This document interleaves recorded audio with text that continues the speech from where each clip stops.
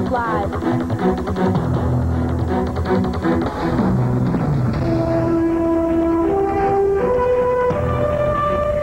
Good evening. It's Tuesday, October 16th, 2001. I'm Kelly S. Snow.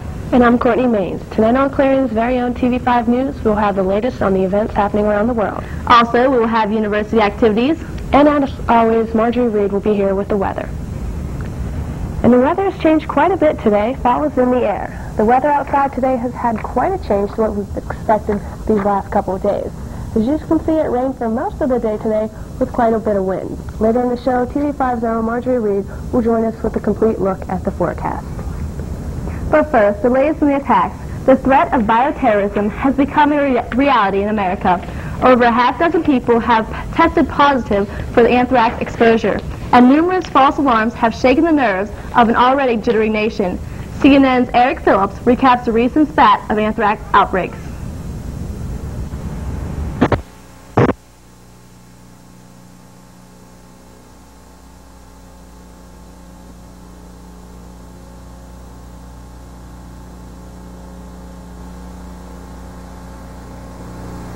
And Pakistan has journalists to hear theirs. The night before, as U.S. Secretary of State Colin Powell came to praise Pakistan, India sent it a strong warning from its positions in Kashmir.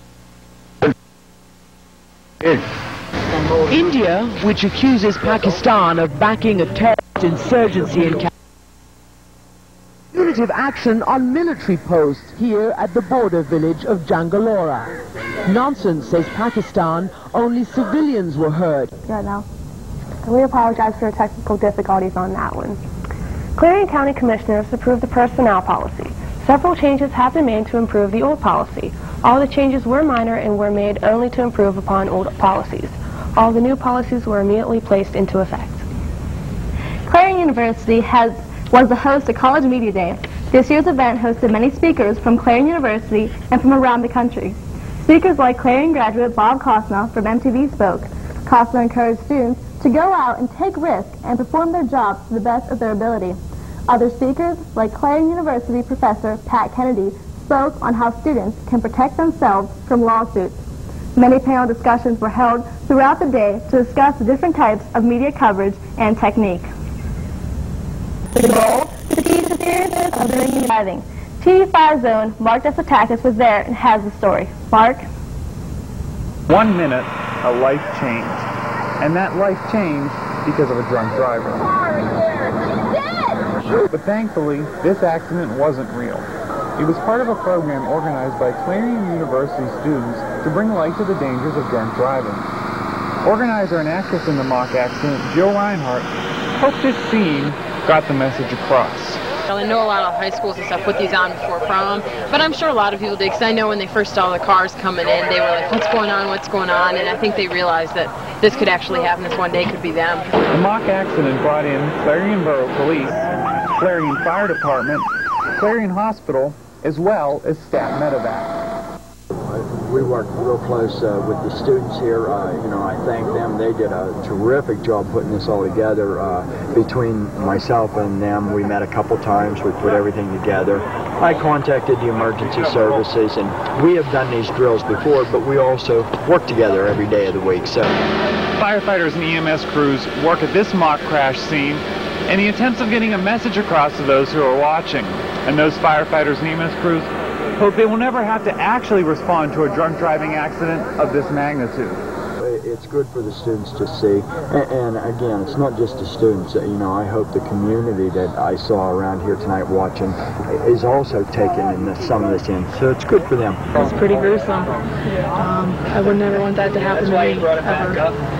The kid lost his girlfriend. That's a pretty horrible thing. I wouldn't know how to deal with that. So here outside of Nair Hall, the crowd is dissipated and the fire trucks are leaving. But organizers of this event hope that the crowd that was here to watch tonight will think twice before they drink and drive. At Clarion University, Mark Despotakis, TV5 News. Thanks, Mark. Up next, Chris Portman will join us with thoughts from Clarion County veterans. But first, here's a look at tonight's lottery numbers.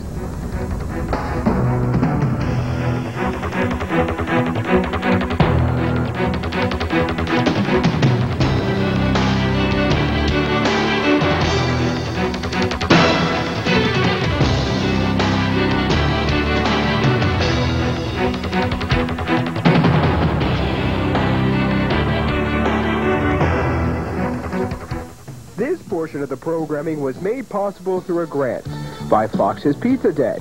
Fox's Pizza Den is located on Old Route 66 in Clarion and offers all-day delivery.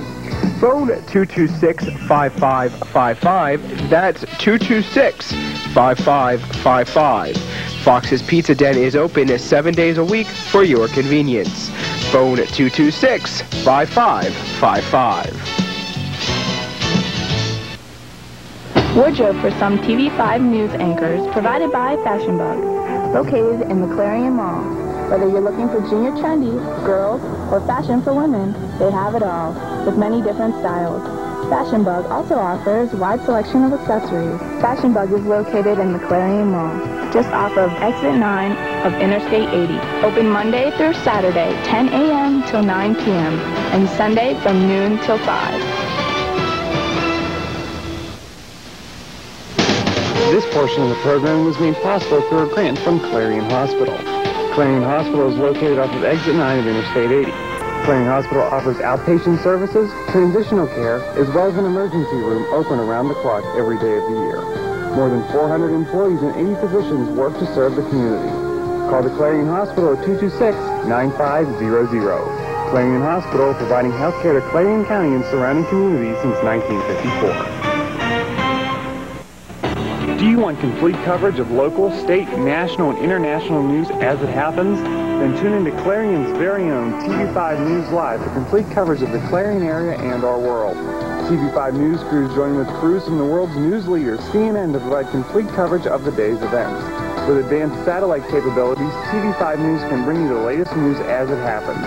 So tune in every Tuesday and Wednesday night for Clarion's very own TV5 News Live. This is TV5 News Live. After the events of September 11th, many in this nation have been affected. The attacks and subsequent retaliation have caused much debate, especially among veterans. Our Chris Portman talked with some local veterans today. Chris? With the recent military strikes against Afghanistan, many Americans feel the U.S. response is appropriate and needed. Veterans here at the VFW Post 2145 took some time today and talked to me about their feelings of the strikes. Bud Banner, a former U.S. Navy sailor, felt like many that the president has taken responsible action in the strikes. He feels you cannot compare the bombings of Pearl Harbor to the September 11th attacks, mainly because the nation was more prepared for war in 1941 than in 2001. In my search to understand the veterans' feelings, I turned to Vietnam veteran Don Montgomery, who told me his first reaction to the news of the attack. Shocked. The first plane, I was at work, I heard it on the radio, and well, maybe it was an accident. You don't really think that it would happen like that. But the second plane, you knew something was wrong, but you just don't think of that. You're here. That don't happen here. Like Banner, Montgomery feels this conflict cannot be compared to Vietnam. Vietnam, supposedly we were fighting communism. Here, now we're fighting terrorism. Montgomery also pointed out to young people just how beneficial the military can be. That gives you an opportunity for teamwork, and plus you can get money for college. I also had a chance to talk with Chris Priester, who not only served in the Gulf War, but also had an interesting story to talk about in dealing with the September 11th attacks. I was the first one down there for our company, and I went down there ahead to clear the frequencies for the cell site. Although he didn't see the actual crash location, Priester said he was close to the wreckage. Couldn't see any of the crash site from where I was, but from what authorities told me, it was just over the hill. So, for the most part, the veterans here at the VFW Post 2145 are showing overwhelming support for the president and his handlings in this international conflict. From the VFW, Chris Portman, TV5 News. Local government leaders are being advised to carefully review their emergency response blueprints. Norman Smith, the state's top terrorist planner, spoke to some 100 municipal officials in Harrisburg yesterday. Smith reminded them that small towns are not immune to possible terrorist attacks. Richard Wessel, the curriculum coordinator at the state's fire school in Lewistown, says the warning about possible attacks in small Pennsylvania towns have been ignored. Officials are also being warned about the possible threat to livestock from persons attempting to introduce agricultural diseases to herds. The FBI says so far no direct links have been found between organized terrorism and anthrax cases around the country, but there is more evidence that two of those cases may be connected. The handwriting on the tainted letter sent to Senate Majority Leader Tom Daschle's personal office appears to match the handwriting on a contaminated letter sent to the NBC News anchor Tom Brokaw. And sources say the strain of anthrax found in Daschle's letter was very pure and of a, quote, professional grade. Both the Daschle and Brokaw letters were postmarked in Trenton, New Jersey. An FBI spokesman says the Bureau is working on anthrax cases in Florida, New York, Reno, Nevada, and Washington, D.C.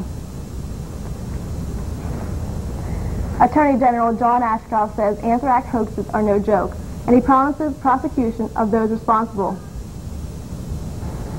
False terrorist threats tax the resources of an already overburdened enforcement system and a public health system. They create illegitimate alarm in a time of legitimate concern. Terrorism hoaxes are not victimless crimes, but are the destructive acts of cowards. The Department of Justice will prosecute and punish with the full force of our laws those who issue false anthrax threats or any other form of terrorist threat. Supporting that promise to crack down on fake anthrax threats, the Attorney General cited the indictment of an employee working for a Connecticut state agency. He says the man knew a note and powder left on his desk were a hoax, but stood by as the building was evacuated and later lied to federal investigators. Ashcroft says if a man is convicted, he could face 5 years in prison and potential fines up to $3 million. Coinciding with Secretary of State Colin Powell's trip to South Asia, new tensions rising between India and Pakistan. The Indian Army says it shelled 11 Pakistan military posts across the ceasefire line in Kashmir. Pakistani officials in Kashmir say 2 areas were attacked. Christian Amanpour had a first-hand look.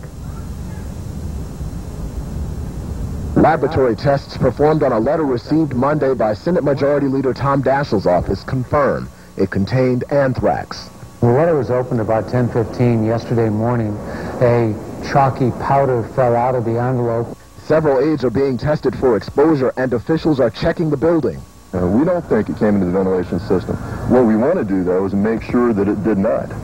A 7-month-old boy who visited ABC News in late September has been diagnosed with cutaneous, or the skin form of anthrax. He's expected to make a full recovery. This after an NBC Nightly News employee in New York tested positive for cutaneous anthrax after opening a letter addressed to Tom Brokaw. Mayor Rudy Giuliani is once again reassuring New Yorkers. The mail is safe. The number of cases that we've had, both either in New York or nationally, are an infinitesimal amount of mail that moves. In Florida, an employee of publisher American Media has been moved to intensive care stricken with inhalation anthrax. One other employee there died of that form of the disease. Halfway around the world, the U.S. air campaign over Afghanistan continues. Secretary of State Colin Powell is meeting with leaders in neighboring Pakistan and India to reaffirm America's position that the target of the war is terrorism. That we have no quarrel with the Islamic faith or the Afghan people. Our campaign is against those who pervert a great religion in the service of evil. The story you just saw was a recap of the story you were supposed to see earlier in the broadcast. We apologize for the technical difficulties once again. President Bush is thanking the young boys and girls of America for their donations and generosity to children in Afghanistan. Speaking at the Red Cross headquarters in Washington, he said every dollar raised will be spent on the needs of Afghan children who are now suffering. Why would somebody hate so badly that they would fly airplanes to take lives? Why? Why is it that people send ugly things to the mail? And my answer is there's evil in the world, but we can overcome evil. We're good. President Bush says the White House has received 90,000 pieces of mail so far for the Fund for Afghan Children. First Lady Laura Bush was out and about advancing 2 of her priorities on Tuesday. By example, she is continuing to urge Americans to get back to life as usual, following terrorist assaults, as she was back in the classroom selling children on the advantages of reading and education. This stop was in Newark, New Jersey as part of her participation in Teach for America Week. This is an annual nationwide event that encourages American leaders from all professions to spend an hour of their time teaching children from the nation's disadvantaged neighborhoods. Joining us now with the weather is TV5's very own Marjorie Reed. Marjorie?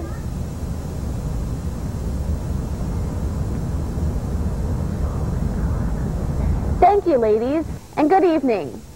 Well, either someone forgot to turn off a faucet today, or it's just been wet, cold, and windy.